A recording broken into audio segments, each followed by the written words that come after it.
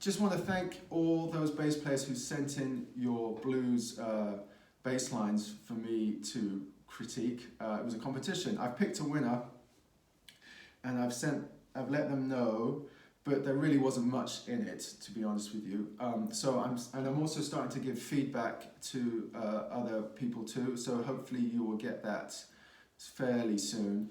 But I just want to talk about a few reoccurring things I see throughout all these entries. So first of all, I'm hearing a lot of accenting on 2 and 4, especially when you repeat notes. I don't want any of that. No accenting on 2 and 4 when you play walking bass. So nip that in the bud. Next, I'm seeing a lot of over-exertion here with the wrist.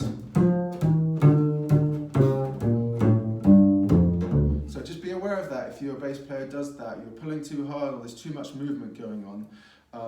If you look at me, there's not much going on down there. So that. Another thing is really common is just inconsistency in sound because you're switching how you play here.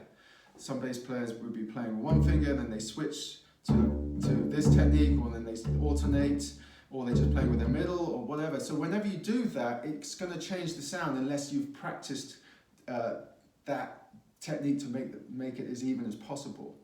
So really know what's going on with your right hand when you play walking bass and make sure it's even as possible, because when you change the sound, it's slightly different sound, it's rounder, or it's less pointy, or it's quieter or louder.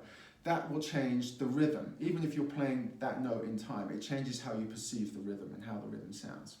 So that I see a lot. And finally, skip notes are always a problem. So first of all, skip notes, make sure you get the skip notes in time with the triplet. So you really know what's going on. If you're doing that middle finger skip note, which I see a lot, I do it sometimes,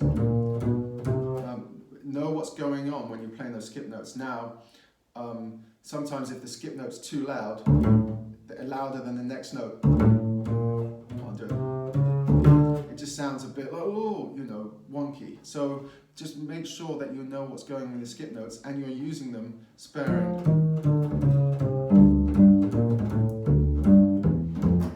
So those are the most common things I'm just seeing.